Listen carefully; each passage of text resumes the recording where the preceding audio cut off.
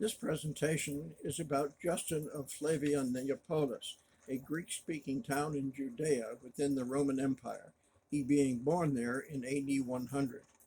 Justin matured into a Christian apologist, not apologizer, and philosopher. When the Romans tried to force him to choose Roman gods over Christ, he steadfastly chose Jesus. At age 65, he was beheaded for this decision and subsequently became known as Justin Martyr. Sometimes he was also known as Justin the Philosopher. Three prominent literary works attributed to Justin have survived time. Two of these works are in the form of apologies written to Roman rulers, and the third is classified as a dialogue with a Jew named Trypho.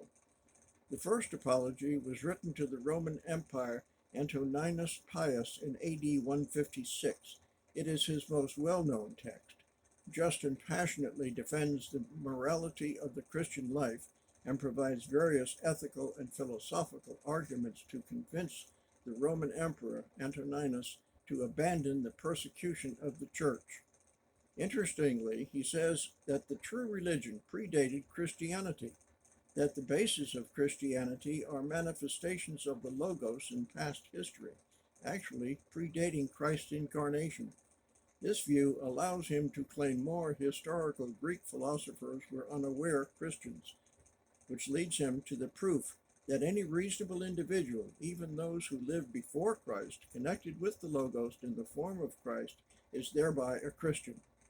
This theme is paramount to understand Justin's defense of Christianity and was a groundbreaking statement in Christian apologetic writing. Justin's second apology is addressed to the Roman Senate and was written between AD 150 and 157. It was meant to expose the real reasons behind the recent persecution of Christians.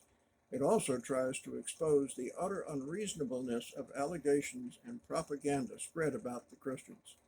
In it he cries out, be ashamed, ye who charge the guiltless with those deeds which you yourselves openly commit, and ascribe things which apply to yourselves and to your gods and to those who have not even the slightest sympathy with them.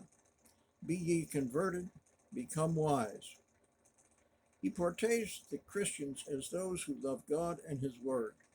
He wants his appeal to be distributed so that the world will not be irrational about Christians, and closes with the words, and our doctrines are not shameful according to a sober judgment, but are indeed more lofty than all human philosophy, and if not so, they are at least unlike the doctrines of the Sotadists and Philanetians and dancers and Epicureans and such other teachings of the poets, which all are allowed to acquaint themselves with, both as acted and as written, and henceforth we shall be silent, having done as much as we could, and having added the prayer that all men everywhere may be counted worthy of the truth, and would that you also, in a manner becoming piety and philosophy, would for your own sake judge justly.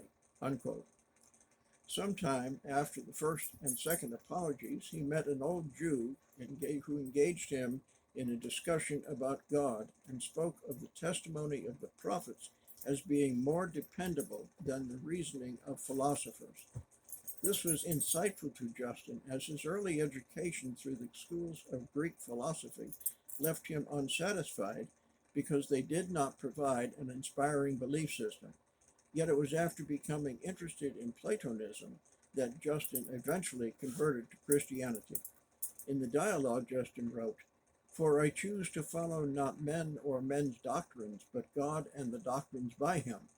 For if you have fallen in with some who are called Christians, but who do not admit this, and venture to blaspheme the God of Abraham and the God of Isaac and the God of Jacob, who say there is no resurrection of the dead, and that their souls, when they die, are taken to heaven, do not imagine that they are Christians. As Justin and Trypho parted company, Justin left him with this exhortation, I exhort you to give all diligence in this very great struggle for your own salvation, and to be earnest in setting a higher value on the Christ of the Almighty God than on your own teachers. Then, after this, they left, wishing me safely in my voyage, and from every misfortune, And I, praying for them, said, I can wish no better things for you, sirs, than this, that recognizing in this way that intelligence is given to every man, you may be of the same opinion as ourselves and believe that Jesus is the Christ of God.